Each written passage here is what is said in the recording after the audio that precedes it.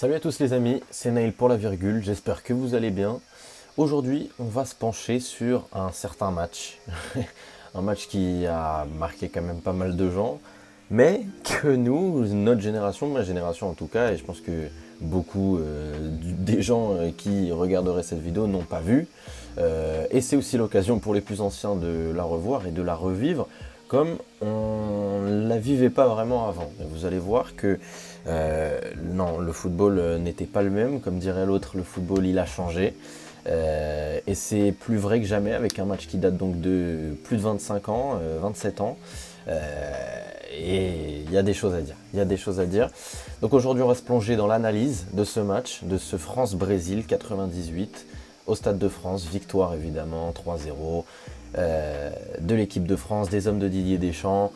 Un match pour l'histoire, un match qu'on va tenter de décortiquer. Alors pas style action par action, on va surtout, en tout cas je vais essayer, de décomposer ce match en quelques axes, en parlant surtout en fait de l'incohérence et de ce qui nous aujourd'hui nous sauterait aux yeux en voyant ça, aujourd'hui en connaissant le football tel qu'il est. Aujourd'hui, le football, c'est Pep Guardiola, Luis Enrique, des schémas de passe, du jeu de position, du mouvement de partout. Et vous allez voir qu'avant, c'était pas ça du tout. Et évidemment qu'on va essayer de l'analyser avec une vision très terre à terre, hein. Voilà, évidemment, le football a évolué. Mais on va aussi apporter et montrer les différences entre le foot d'avant, un match où les plus grands joueurs étaient alignés, vous allez le voir, et les différences avec donc notre football aujourd'hui, avec peut-être oui moins de stars, moins de noms comme on va aller voir, comme Rivaldo, R9, Roberto Carlos, Cafu, etc. Ça c'est des joueurs qu'on fait tous les 50 ans et encore. Mais pour le coup tactiquement et même techniquement sur l'ensemble d'un match, je peux vous dire que c'est plutôt différent. Donc les compositions, vous les voyez, il y avait du beau monde comme j'ai dit.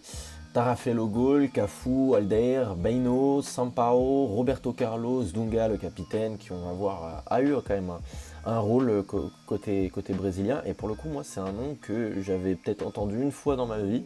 Il n'a pas du tout vieilli comme les autres légendes qu'on voit côté Brésil, mais il fait un sacré match. Je vous promets, il fait un sacré match. Et j'ai beaucoup aimé son implication tactique. Enfin, bon, vous allez voir. Évidemment, les 4 de devant, R9, Rivaldo, Leonardo et Bebeto, ça se positionnait donc en 4-4-2 avec, vous allez voir, une largeur quasi inexistante, bien qu'ils aient essayé. Côté français, évidemment, bon, les noms, voilà, on les connaît. Lizarazu, Djorkaeff, Deschamps, Desailly, Guivarch, Zidane, Thuram, Barthez, Petit, Leboeuf, Carambeu, évidemment. Le bisou au crâne de Barthez avant de commencer, évidemment. Cette photo aussi montre que un mec comme Laurent Blanc, qui à l'époque était quand même plus au début, enfin c'était pas vraiment le début, mais bon, mettre un mec comme Laurent Blanc à cette époque sur son banc, ouais, ça veut dire grand chose quand même de la qualité de l'équipe de France à cette époque. Il y avait aussi évidemment un certain Thierry Henry sur le banc, qui lui pour le coup était extrêmement jeune à cette époque. On va commencer par une chose, et une chose qui va beaucoup revenir, l'utilisation des longs ballons côté brésilien. Voilà, c'est une première incohérence en soi du jeu brésilien. Enfin, bon, incohérence dans l'absolu, c'est ce qui faisait leur force. Mais ouais, c'était extrêmement faible la proposition balle au pied, je trouve, côté brésilien, avec des longs ballons, une utilisation des longs ballons absolument constante. Là, on a le 10 qui est Rivaldo, regardez où il est sur le terrain, donc il est vraiment très bas. Long ballon, il cherche à avoir un 9, je pense. Évidemment, il est pas trouvé et il le touchera quasiment jamais du match. C'est vraiment assez dingue à quel point il n'a pas trouvé ces relais-là, parce que aussi les relais à l'intérieur étaient inexistants. Là, on le voit, hein, le placement des Français, on est totalement sur la largeur, on est totalement à l'intérieur du jeu. Avec, ouais, il y a là sur l'écran la moitié des joueurs français, dont Thuram. Regardez le positionnement. Voilà, il n'y a pas de relais, il n'y a pas de passe à trouver ici. Dans un football qu'on connaît aujourd'hui, évidemment qu'on aurait eu un 6 ici qui se serait déporté. Mais là, le 6, c'est lui. C'est là, il est là, c'est Dunga qui descend extrêmement bas, comme on va le voir un peu plus tard. pour organiser tout ça, mais il n'y a pas de relais et c'est quand même très brouillon. Et aussi le placement des Français, bon voilà, on voit bien que là, il y a aucune largeur, il y a pas de relais, enfin bon, on essaye un long ballon et on prie globalement. Autre incohérence là aussi côté français, bon bah voilà, hein, vous voyez toujours côté brésilien, aucun relais de trouver à l'intérieur. Cette image elle est parlante parce que, encore une fois, 1, 2, 3, 4, 5, 6, 7. Il y a 7 joueurs sur 10 de champ. Là, sur ce screen-là, on est sur 30 périmètres. Enfin, 30 mètres à peu près. C'est absolument délirant. Sur la largeur, disons, du cercle de la médiane, tu as quasiment tout le monde. Il manque juste les deux centraux et Lizarazu tout à gauche. Voilà. Donc c'est dire vraiment, je pense qu'aussi, hein, forcément, c'était une méthode pour l'équipe de France, une stratégie de bloquer l'intérieur, parce que vous allez le voir, la largeur a été tentée d'être utilisée côté brésilien, mais en vain. Mais alors côté français, qu'est-ce qu'on faisait avec le ballon quand on l'avait? C'est-à-dire très peu, hein, à l'arrivée, pour le coup, le Brésil avait la balle. Et l'équipe de France se projetait. Voilà, c'est comme ça que notamment on marque le 3e but dans les arrêts de jeu d'Emmanuel Petit, du jeu rapide. Voilà, du jeu rapide et des 1-2. Voilà, là on peut voir, je crois, si je dis pas de bêtises, c'est Djorkaeff qui est touché extrêmement bas là sur le terrain. Djorkaeff qui joue normalement quand même plus haut avec son numéro 6, mais qui est touché surtout extrêmement libre. Il est très très libre. Et là, on le voit, il va pouvoir toucher Zidane sur ce relais. Mais ouais, personne ne l'attaque. Là, on voit le placement des Brésiliens totalement cohérent. On essaye évidemment une prise à 2 sur Zidane, mais qui était évidemment intenable ce jour-là. Et ouais, on tentait des relais et c'était quand même, je trouve, un peu plus moderne dans ces relais et dans l'enchaînement de passes. Il y avait très peu de superflu, mais ça allait très vite vers l'avant. On peut appeler ça aujourd'hui des transitions rapides, hein, si on le veut. Et évidemment, on se reposait aussi beaucoup sur la qualité de Zidane et sa faculté à être voilà, très très fort dans les petits espaces. Là, face à 2 joueurs, il arrive à trouver cette passe lumineuse. Et malheureusement, ça ne donnera rien. À la relance, qu'est-ce que tente le Brésil à la relance? On l'a dit, hein, avec Dunga, j'ai commencé à en parler. Le numéro 8 qui va venir, là on le voit, il est là, Dunga, s'insérer entre les 2 centraux, donc entre Aldair et Baeno. Baeno qu'on ne voit plus là d'ailleurs, je ne sais pas où il est.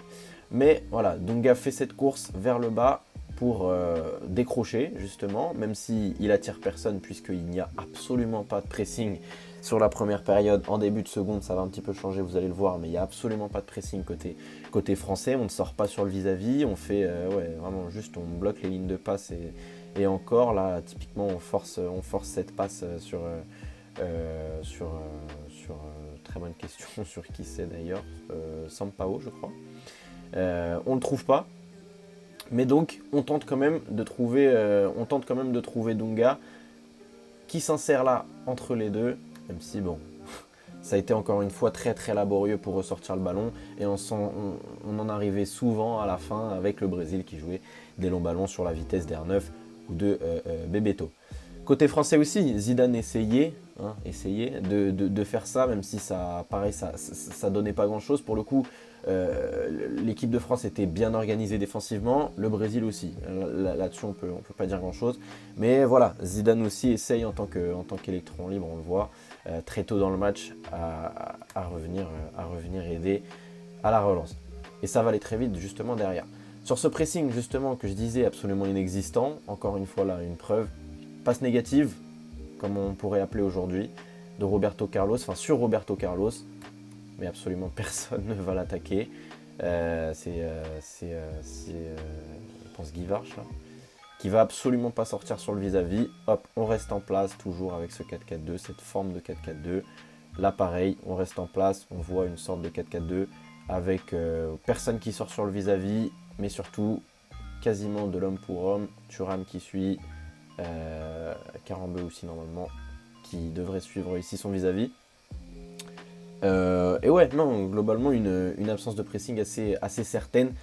Et ouais, à part certaines équipes, globalement aujourd'hui dans des matchs comme ça, on voit quand même très peu des phases où une passe est quasiment en touche et il n'y a même pas le bloc qui remonte ou quoi, on reste juste en place et on attend. C'est quand même c'est très peu habituel de notre football. Une construction incohérente, donc comme j'ai dit, avec toujours des joueurs sur la même ligne. Voilà, là on a une ligne de 4 et aucun relais à l'intérieur, comme je vous expliquais au début. Ouais, là c'est assez flagrant. On a quand même le positionnement donc des deux pistons, ils jouaient quasiment tel quel, Roberto Carlos et Cafu, qui tentaient de se projeter et occuper la largeur. Et là on voit un Thuram qui délaisse totalement la largeur pour laisser Roberto Carlos libre. Mais évidemment ça a basculé parce que c'était de l'homme pour homme, mais voilà, on voit là c'est totalement incohérent. En fait, véritablement la seule solution de Cafu, ça serait de tenter un renversement très compliqué, même si c'est Cafu sur Roberto Carlos de l'autre côté, ou revenir derrière. Il y a un relais à droite là, tout en bas, sur peut-être Leonardo, mais il est pris homme pour homme toujours par Vicente Lizarazu, donc c'est quasiment impossible en fait d'attaquer comme ça. Et on voit encore, c'est vraiment ce no man's land là, moi quand je regarde ce match, je me suis dit d'accord, on n'est vraiment pas dans le même football. Là, dans un monde normal, R9, donc le 9 aurait normalement des zones dans cette poche d'espace, ou un des milieux, enfin en tout cas cette poche d'espace ne peut pas être libre. Comme ça, c'est pas possible, c'est totalement incohérent. Sur le premier but, j'ai choisi quand même de m'attarder sur le premier but français. Thuram qui sort sur son vis-à-vis, très fort, et récupère. Derrière, contre-attaque, et là pour le coup on se projette très vite côté français, d'où les transitions rapides. Et voilà, et là on va aller donc chercher un premier corner, l'action donnera rien, mais on va chercher un corner. Et évidemment, 27e minute de jeu, Zinedine Zidane qui met son coup de casque, 1-0, et quelques minutes plus tard, évidemment, le deuxième corner. Et pareil, Zinedine Zidane, ça fait 2-0, ça donne une photo légendaire, et ça donne déjà quasiment une finale bouclée. Et du coup, elle était là, la force de l'équipe de France. C'était quand même cette faculté à savoir se projeter très vite, à savoir être agressif quand il le fallait, mais surtout être raisonnable en fait. C'était quand même un équilibre assez certain. Si on devait comparer quand même, je pense, cette équipe aujourd'hui, ça serait peut-être c'est un peu fou à dire, mais dans l'équilibre, vraiment dans l'équilibre, un peu l'Inter.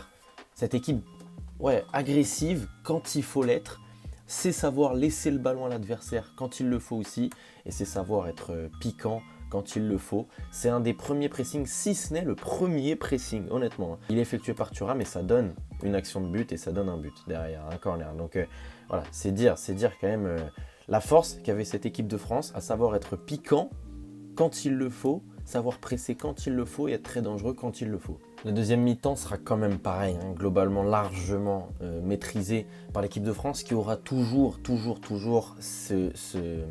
cet équilibre en point d'orgue. Un équilibre certain, même si franchement, au début de la deuxième, ça commence à presser fort. L'équipe de France revient avec les mêmes intentions, c'est-à-dire, voire même plus agressif, aller chercher haut, aller presser. Et il y a des grosses séquences où tu te dis, ouais, ok, l'équipe de France, c'est ça. Et évidemment que c'est la meilleure équipe nationale du monde, parce qu'il y a des séquences assez impressionnantes. Et ouais, il démarre très fort la seconde période, avec donc un pressing. Et là, on le voit, toujours, par contre, cette faculté-là à être sur des petits périmètres, jouer dans les petits espaces, dans des mouchoirs d'espace et bloquer l'intérieur. Là, c'est une récupération de balle assez basse de l'équipe de France. Mais regardez où donc ils sont tous placés. On a pareil, 1, 2, 3, 4, 5, 6, 7, 8. Et là, 9, si je dis pas de bêtises, Guy Varche. On a 9 joueurs sur 10 de champ. Il en manque un. C'est peut-être c'est Thuram, peut-être tout en bas. Sinon, voilà, c'est ça le placement des joueurs français. C'est sur une poche d'espace, on est sur, là encore moins, on est sur 10 mètres d'espace. On a tous les joueurs français quasiment, sauf un, sur un même espace. Donc bloquer l'intérieur pour libérer les latéraux et sortir fort dessus, comme on l'a vu avec typiquement Lilian Thuram. C'est ce qui a très bien marché côté français. Et c'était ça, ce qui faisait la force de l'équipe de France, à savoir une équipe qui savait vraiment presser fort quand il le fallait, encaisser quand il le fallait. Et ouais, c'était un équilibre, c'était vraiment un équilibre. Là, on le voit enfin, un pressing.